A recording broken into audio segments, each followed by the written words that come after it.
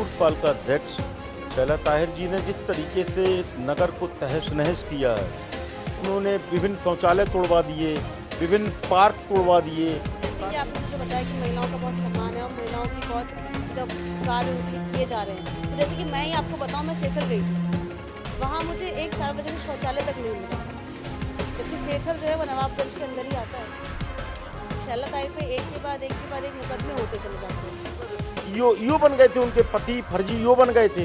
देश छोड़ के भागना चाहती हैं दूसरे आधार कार्ड से। 32 मिनट के लिए भी, 32 सेकंड के लिए भी उन्हें पुलिस छू नहीं पाई। उन्होंने तो एसडीएम को थप्पड़ मारा था रविंद्र सिंह राठौर ने। नहीं, ये भी गलत है मैम। साक्षात्कार की विशेष कड़ी में आज हमारे साथ मौजूद हैं नीरेंद्र सिंह राठौर जी, जिनसे हम बातचीत करेंगे और जानेंगे कि नवाबगंज की जनता अपने प्रत्याशी को लेकर के क्या सोच रही है। नमस्कार सर। जी धन्यवाद, बहुत बहुत आपके दर्शकों के लिए बहुत बहुत स्वागत, अभिनंदन। सर, अगर बात करें चुनाव की तैयारियां जोर शोर से हैं। नवाबगंज की जनता अगर आपको चुने तो क्यों चुने? आपको क्या लगता है क्यों चुनना चाहिए? देखिए, मैं नगरवासियों से लंबे समय से जुड़ा हुआ हूँ। उनके सुख दुख में हमेशा काम आता रहा हूँ। भारतीय जनता पार्टी ने मुझे यही सब चीज़ें देखकर मुझे अब विश्वास जताया है मुझ पर, मेरी पत्नी पर, और यही सारे कारण हैं। नगर की जनता को लगता है कि शायद मैं उनके लिए कुछ कर पाऊँगा, उनके लिए उपयुक्त रहूँगा, इसलिए मैं चाहता हूँ कि वे शायद नगर की जनता मुझको चुने। अच्छा, अगर विकास की बात करें तो यहाँ पर नवाबगंज में कौन से ऐसे विकास कार्य हैं जो होने अभी बाकी हैं? देखिए, नगर की स्थिति की यदि हम लोग चर्चा करें तो ये एक बहुत लंबा विषय हो जाएगा, क्योंकि नगर में पिछले 10 वर्षों में पूर्व पालिका अध्यक्ष शैला ताहिर जी ने जिस तरीके से इस नगर को तहस नहस किया है और बर्बाद किया है, नगर की संपत्तियों को बर्बाद किया है, नगर पालिका की संपत्ति को बर्बाद किया है, पार्कों को ध्वस्त किया है। उनका काम ध्वस्तीकरण करने का था। इस प्रकार से ध्वस्तीकरण का उनका काम था तो वो 2 बार मतलब 2000 कई वर्षों से, लगभग 10 वर्षों से वो यहाँ पे चुनी गई हैं जनता के द्वारा, तो ऐसा क्यों? अगर उन्होंने ध्वस्तीकरण का ये कार्य लगातार किया है तो देखिए, पिछली बार यहाँ के कुछ सामाजिक और आंकड़े भी ऐसे हैं कि वो चुन ली जाती थीं। पिछली बार वो कोई बहुत बड़े अंतर से चुनाव नहीं जीती थीं, मात्र 170 वोटों से वो विजयी हुई थीं। ये एक इत्तेफाक था, लेकिन उनके ध्वस्तीकरण के मेरे पास बहुत सारे प्रमाण हैं। उन्होंने विभिन्न शौचालय तोड़वा दिए, विभिन्न पार्क तोड़वा दिए, सारे विभिन्न जो बने हुए थे, ये अपने 4 पार्क बने हुए थे, उनकी सारी दुर्दशा कर डाली। मार्गों की स्थिति ये है, आप यदि पीछे बस्ती की तरफ जाएं या नगर में जो अभी मार्ग पड़े हैं उनकी स्थिति देखिए। 6 महीने पहले जो मार्ग पड़े हैं उन मार्गों की दुर्दशा हो गई है। 6 महीने पहले जो मार्ग पड़े हैं, तो नगर तो पूरी तरीके से ध्वस्त कर दिया उन्होंने। अब स्थितियां ये हैं, लोग उम्मीद लगाए बैठे हैं कोई नया व्यक्ति आए, कुछ सुधारे नगर को। इस आधार पे मैं चुनाव मैदान में हूँ, देखिए आगे क्या होता है। तो आपके वादे क्या रहेंगे जनता से? देखिए, नगर में जो प्राथमिक सुविधाएं हैं, जैसे नगर पालिका का नैतिक दायित्व होता है कुछ चीज़ों का मैम, जैसे सफाई, पानी और मार्ग इत्यादि, जल निकासी, ये तो एक मूलभूत सुविधाएं जो कि नगर पालिका का नैतिक दायित्व है अपने नगरवासियों को मुहैया कराना। लेकिन यहां पर ही यदि आप रुक गए तो फिर आप में और अन्य लोगों में फर्क नहीं महसूस हो पाएगा। मैं चाहता हूं कुछ नगर में इसके अतिरिक्त भी कुछ इनोवेटिव होना चाहिए, कुछ नया होना चाहिए। जैसे कि सुरक्षा की दृष्टि से नगर में विभिन्न जगहों पर सीसीटीवी कैमरास होनी चाहिए। बच्चों की बढ़िया पढ़ाई इत्यादि के लिए कहीं ई लाइब्रेरी वगैरह भी होनी चाहिए। लाइब्रेरी के साथ में ई लाइब्रेरी भी जरूरी है। देखिए, ई लाइब्रेरी का आजकल बहुत तेजी से चलन पड़ रहा है। पुस्तकें आप बहुत ज़्यादा इकट्ठी नहीं कर सकते, बहुत ज़्यादा स्टॉक नहीं रख सकते उसका, लेकिन ई लाइब्रेरी एक ऐसी चीज़ है, आप गूगल में वो सारी चीज़ें, विश्व की सारी चीज़ें आप लाके उसमें रख सकते हैं। तो ये कुछ इनोवेटिव चीजें हैं, कुछ नई चीजें हैं जो आज के परिदृश्य में आवश्यक सी बनती होती जा रही हैं। तो कुछ ऐसा होना चाहिए, गरीबों के लिए कुछ होना चाहिए, जो वास्तव में बहुत निहायत ही गरीब लोग हैं, जिनको भोजन की भी व्यवस्था नहीं होती, तो उनके लिए कुछ ऐसा होना चाहिए। एक कॉन्सेप्ट मेरा और भी है, यदि ईश्वर ने चाहा, बाबा ने मेरी इच्छा पूरी की और सब कुछ ठीक ठाक रहा जैसा मैं सोचकर चल रहा हूं, तो मेरी एक और इच्छा है। मैं तमिलनाडु गया था। तमिलनाडु में शायद आपने भी सुना हो कि एक वहां पर मैंने देखा था कि अम्मा की रसोई, उसमें जयललिता जी मुख्यमंत्री हुआ करती थी। अम्मा की रसोई, अम्मा की दुकान, इस तरीके से एक शासन ने व्यवस्था की थी छोटे स्तर पर, जहां पर अम्मा की दुकान में ये चीजें रहा करती थी, जैसे कि जो सामान्य जरूरत की चीजें हैं वो उनको बहुत कम दामों में उपलब्ध हुआ करती थी, उन पर सरकार सब्सिडी देती थी। मैं वायदा तो नहीं कर रहा हूं, लेकिन मेरे ये विचार हैं कि गरीबों के लिए भी कुछ इस तरीके से होना चाहिए। सब्सिडी चाहे कहीं से उसके लिए लाई जाए या जनता के सहयोग से किया जाए, जो कुछ भी किया जाए, लेकिन मेरे दिमाग में ये है, अब वो किस तरह से चीजें हो पाएंगी वो भविष्य निर्धारित करेगा। जैसे कि आपने बोला कि यहाँ पर हेल्थ के लिए या फिर शिक्षा के लिए आप बच्चों के लिए व्यवस्था करना चाहते हैं, तो अगर मैं आपसे बात करूँ कि अब तक की जो प्रधानमंत्री की जो योजनाएं हैं, केंद्र सरकार की योजनाएं हैं, क्या उनका लाभ अभी तक नवाबगंज को नहीं मिला? नहीं, ऐसा नहीं है। विद्यालयों का विधिवत रखरखाव है, लेकिन देखिए ई लाइब्रेरी वगैरह इस तरीके की चीजें कहीं शासन के छोटे स्तर पर इस प्रकार के प्रोग्राम्स नहीं होते हैं। ये तो सामाजिक संस्थाओं के माध्यम से होते हैं, या स्थानीय जो इस प्रकार की संस्थाएं हैं, स्थानीय निकाय, नगर पालिका, नगर पंचायतें, वो लोग व्यक्तिगत इंटरेस्ट लेके इन सब चीज़ों को डेवलप करें तो वो चीज़ें हो पाती हैं। अन्यथा इस तरीके की चीज़ें आप बताइए, सरकारी तौर पे मुझे नहीं लगता कहीं हो पाती। बड़े बड़े शहरों में तो उपलब्ध हैं, लेकिन छोटे स्थानों पर ये चीज़ें नहीं हैं।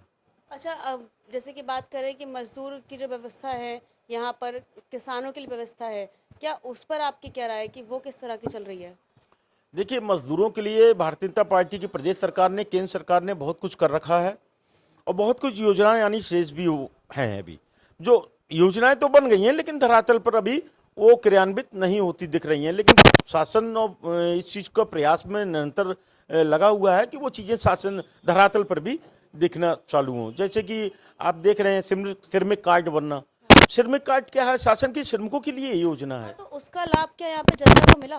बिल्कुल बिल्कुल मिल रहा है। बहुत सारे श्रमिक कार्ड हैं और बहुत सारे श्रमिक कार्डों के माध्यम से लोगों को लाभान्वित हो रहे हैं।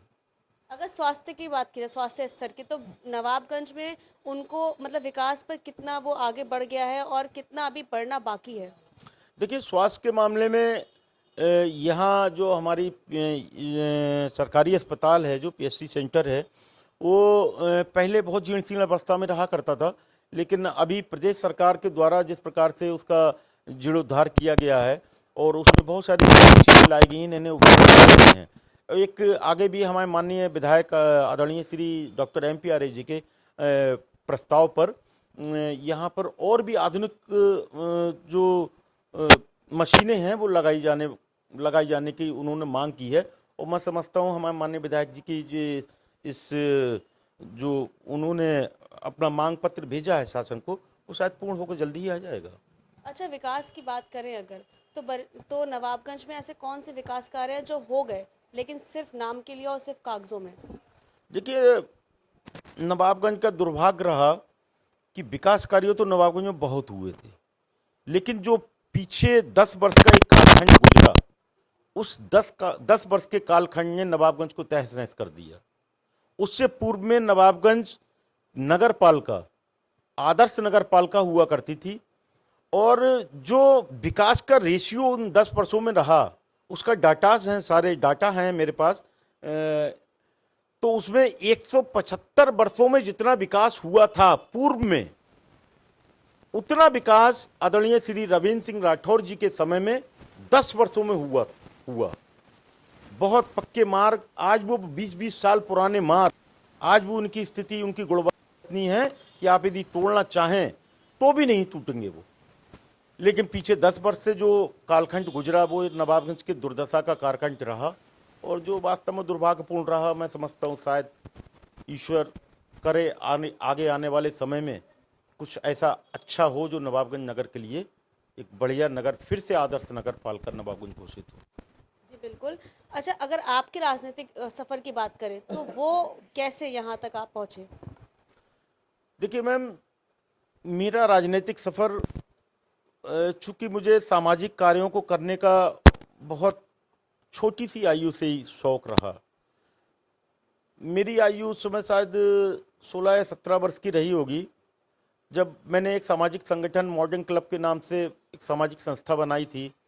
उसके माध्यम से मैंने टूर्नामेंट और विभिन्न सांस्कृतिक आयोजन वगैरह करना प्रारंभ किया। उसके बाद से मैं भारतीय जनता पार्टी से और संघ से प्रभावित होकर मैं भारतीय जनता पार्टी में जुड़ा। मैं सन 1990 में, आज से 32 वर्ष पूर्व, नगर भारतीय जनता युवा मोर्चा का मंडल अध्यक्ष बना। उसके बाद में जिला कोषाध्यक्ष रहा, युवा मोर्चा का बना। फिर उसके बाद में विभिन्न प्रकोष्ठों के, व्यापारी प्रकोष्ठ, स्थानीय निकाय प्रकोष्ठ और विभिन्न राजनीतिक दायित्वों पे मैं रहा। और आज उसी के चलते मैं जिले में उपाध्यक्ष हूँ। और तभी से मेरा ये राजनीतिक सफ़र शुरू हुआ, जो कि मैं समझता हूँ 32 वर्ष पुराना है। अच्छा, अगर बात करें कि नवाबगंज में विकास की, जैसे आपने मुझे बताया कि बहुत सारा गलत हुआ है यहाँ पर, नवाबगंज को उस तरह से विकास नहीं मिला जो मिलना चाहिए था, तो कौन से ऐसे 5 काम जो बहुत ज़रूरी हैं और अगर आप चुने गए तो आप सबसे पहले वो करेंगे? देखिए मैम, मैंने पूर्व में भी अभी आपसे कहा था कि जो मूलभूत सुविधाएं हैं, जो कि नैतिक दायित्व है पालिका, किसी भी पालिका प्रशासन का, जो कि नगरवासियों को मुहैया की ही जानी चाहिए। सफाई हो गई, पानी हो गई, पानी की व्यवस्था हो गई, जल निकासी हो गई, रोडों का उचित प्रबंधन हो गया, पार्कों का उचित प्रबंधन हो गया। ये सारी चीज़ें तो मतलब पालिका प्रशासन का नैतिक दायित्व है कि वो अपने नगरवासियों को उपलब्ध कराए। लेकिन उसके बावजूद भी कुछ अन्य बहुत सारी चीज़ें इनोवेटिव सी होनी चाहिए, जो कुछ लगे कि हाँ, यदि आप कुछ समझदार हैं, आप पढ़े लिखे हैं, आप समाज के लिए कुछ देना चाहते हैं, तो वो कुछ नया लाने की मेरी मंशा है। ये तो सामाजिक दायित्व, जो नैतिक दायित्व है, वो तो पूरा करना नैतिक जिम्मेवारी है। महिलाओं के लिए आप क्या करेंगे? देखिए, महिलाओं के लिए करने की आवश्यकता, जहाँ तक प्रश्न है, आज जब से भारतीय जनता पार्टी शासन में आई है, महिलाओं ने समाज में अपना स्थान स्थापित किया है। और विभिन्न सामाजिक संस्थाओं के आधार पर, देखिए अब आज नवाबगंज नगर पालिका की भी जो सीट है वो महिला आरक्षित है। मैं आपको इंटरव्यू जरूर दे रहा हूँ, लेकिन यदि जीतेंगे तो पत्नी जीतेंगी और वही नगर पालिका प्रशासन भी चलाएंगी। तो ये सारी चीज़ें महिलाओं के लिए ही हैं। महिलाएं आगे बढ़े हैं और बढ़ भी रही हैं। भारतीय जनता पार्टी ने इस ओर बहुत कार्य किया है महिलाओं के लिए। और हमारी महिला सशक्तिकरण एक कार्यक्रम चलता है, बहुत सारी चीज़ें हों। महिला तो वैसे ही हमारे समाज में, यदि हम अपने धार्मिक दृष्टिकोण से देखें तो देवी स्वरूप महिला को हमने माना है। हर जगह, हर स्थान पर महिला का पूर्व में स्थान है। कि चाहे आप राधे श्याम ले लीजिए, चाहे सीताराम ले लीजिए, चाहे किसी भी देवता को ले लीजिए, हमारे देवी का पहले नाम होगा, देवताओं के बाद में होगा। तो महिला हमारे लिए आदर्श है। महिलाएं हमारे लिए, माँ को जो स्थान होता है वो भी एक महिला ही होती है, उससे बड़ा कोई स्थान नहीं है। तो महिलाओं का तो जो भी है सब बहुत बढ़िया है। जैसे कि आपने मुझे बताया कि महिलाओं का बहुत सम्मान है और महिलाओं की बहुत मतलब कार्य उनके लिए किए जा रहे हैं, तो जैसे कि मैं ही आपको बताऊं, मैं सेथल गई थी, वहाँ मुझे एक सार्वजनिक शौचालय तक नहीं मिला, जबकि सेथल जो है वो नवाबगंज के अंदर ही आता है। मैम, ये स्थिति तो नवाबगंज की भी है। वास्तविकता ये है, आदरणीय श्री रोहिंद्र सिंह राठौर जी, बड़े भाई साहब ने नवाबगंज में विभिन्न स्थानों पर शौचालय बनवाए थे। लेकिन पूर्व में जो 10 वर्ष का कालखंड गुजरा, हमारे पूर्व पालिका अध्यक्ष शैला ताहिर जी ने वो शौचालय तोड़वा के वहाँ पर मार्केटें बनवा दी। और मार्केटें बनवा के, और उसका किसी ने कोई विरोध नहीं किया? विरोध हुआ, लेकिन क्या कर लेंगे आप विरोध करके। उन्होंने तोड़वा के मार्केट बना दी, नीलाम कर दी, आदमी बैठने लगे, दुकान खुल गई उसमें। जहाँ शौचालय हुआ करते थे वहां दुकानें खुल गई। ये सारी चीजें, यही तो मैं कह रहा हूं आपसे कि लोगों की सोच सकारात्मक होनी चाहिए, जनप्रतिनिधियों की। यदि सोच सकारात्मक है तो आप ये मान के जानिए कि समाज में बहुत सारे काम हो सकते हैं, बहुत सारी नई नई चीजें हो सकती हैं। बस आपके कार्य करने का आप में जज्बा होने चाहिए, आपकी सोच जो है वो सकारात्मक होनी चाहिए। अच्छा, अगर मैं जहाँ तक मेरी जानकारी के मुताबिक मुझे ऐसा पता है कि शैला ताहिर पे एक के बाद एक मुकदमे होते चले जाते हैं, इस पर आप क्या कहेंगे, क्यों? देखिए, उन पर मुकदमे होते हैं तो ये उनके कार्यों की वजह से होते हैं, मेरी वजह से तो नहीं होते हैं। मैंने तो आज तक उन पे एक मुकदमा नहीं लिखवाया, वो चाहे कुछ भी कहते रहे। जितने मुकदमे उन पे लिखे हैं, चाहे वो फर्जी उस पर ईओ बन गए थे, उनके पति फर्जी ईओ बन गए थे पीलीभीत में, फर्जी कागजात तैयार करवा के देशद्रोह की एफआईआर लिखी गई उन उनकी पर। बेटी पर भी तो शायद इसी दिक्कत हुई है कुछ कि उनका फर्जी डॉक्यूमेंट्स है उनके डेट ऑफ बर्थ को लेकर। जी जी जी, उनकी अभी मुझे संज्ञान में आया जिस दिन उनका नॉमिनेशन कैंसिल हुआ कि उनके 3-3 फर्जी जन्म प्रमाण पत्र हैं उनका। अब उनके 3-3 आधार कार्ड हैं। अब बताइए, इस प्रकार के जब कृत्य करेंगी तो एफआईआर तो लिखी जाएंगी। भाई, 3 आधार कार्ड रखने का क्या मतलब है? क्या आप देश छोड़ के भागना चाहती हैं दूसरे आधार कार्ड से, या किसी एक आधार कार्ड से विदेशी क्या कोई धन अर्जित करना चाहती हैं, या तीसरे आधार कार्ड से किसी और किसी कार्य को प्रयोग में लाना चाहती हैं? मेरा तो एक ही आधार कार्ड है, मैं सारे उसी आधार कार्ड को सब जगह प्रयोग करता हूं। लगता है वो विभिन्न कार्यों के लिए अलग अलग आधार कार्ड यूज करना चाहती हैं, तो इसीलिए रखती होंगी वो। अब इस प्रकार के कृत्य करेंगी तो एफआईआर नहीं लिखी जाएंगी, तो क्या उन पर देशद्रोह की भी एफआईआर लिखी गई? अच्छा, ये भी है कि बीजेपी का और उनकी सत्ता से जो है, मतलब सॉरी, बीजेपी के जो रविंद्र सिंह राठौर रहे हैं, उनका भी कुछ खास 36 का आंकड़ा ही रहा है हमेशा। देखिए, मेरा उनसे कभी 36 का आंकड़ा आदरणीय श्री शैला ताहिर जी से कभी नहीं रहा, लेकिन रविंद्र सिंह राठौर का तो रहा। उनका भी कभी नहीं रहा। हम लोगों ने यदि विरोध किया तो कार्यशैली का विरोध किया। लेकिन शैला ताहिर ने उन पर बहुत सारे मुकदमे दर्ज कराए। ये उन्होंने झूठे मुकदमे लिखाए। मैं आपको वही कहना चाह रहा हूं कि 36 मुकदमे ये रिकॉर्ड है उत्तर प्रदेश में, एक ही थाने में, एक ही व्यक्ति के खिलाफ, एक ही व्यक्ति द्वारा, एक ही थाने में एक ही व्यक्ति के द्वारा एक ही व्यक्ति के खिलाफ एक ही दिन में 32 मुकदमे लिखना, ये अपने आप में रिकॉर्ड उन्होंने बनाया है।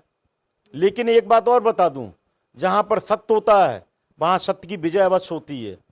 सत्य परेशान तो हो सकता है लेकिन पराजित नहीं हो सकता है। ईश्वर की कृपा रही कि 32 मुकदमे लिखने के बाद भी 32 मिनट के लिए भी, 32 सेकंड के लिए भी उन्हें पुलिस छू नहीं पाई। लेकिन उन्होंने तो पुलिस को छुआ, उन्होंने तो एसडीएम को थप्पड़ मारा था रविंद्र सिंह राठौर ने। नहीं नहीं नहीं, ये भी गलत है मैम, ये भी गलत है। ये मीडिया कर्मियों द्वारा अननेसेसरी जबरदस्ती का बनाया हुआ प्रोपगेंडा था। वो भी जिन लोगों ने प्रोपगेंडा बनाया वो भी शैला ताहिर के ही लोग थे जिन्होंने इस प्रोपगेंडे को खड़ा किया। ऐसा कुछ नहीं था। वो ये, चूंकि अक्सर ऐसा हो जाता है काउंटिंग इत्यादि में, कहीं ना कहीं इस प्रकार के इवेंट आ जाते हैं कि कहीं भाग दौड़ या धक्का मुक्की इस तरीके की हो जाती है। वो अन्य लोगों से हुई थी, लेकिन बीच में एसडीएम साहब आ गए। हम लोग बहुत दूरी पर थे, एसडीएम साहब दूरी पर थे, हम लोगों की बहुत दूरी थी, लेकिन जबरदस्ती में मीडिया के जो कुछ कर्मी थे उन्हीं के द्वारा भेजे गए जिन्होंने इस चीज को प्रमटा बना दिया। लेकिन ऐसा कहीं कुछ नहीं हुआ था। लेकिन बहुत जगह ऐसा मतलब देखा गया, सुना गया कि हाँ ऐसा ही हुआ था। नहीं नहीं, ऐसा बिल्कुल नहीं हुआ था। आप क्लिप उठा के दीजिए, देख लीजिए उस समय की वीडियो की, आपको स्पष्ट दिखाई पड़ेगा कि आदरणीय एसडीएम साहब की और हम लोगों की कितनी दूरियां हैं।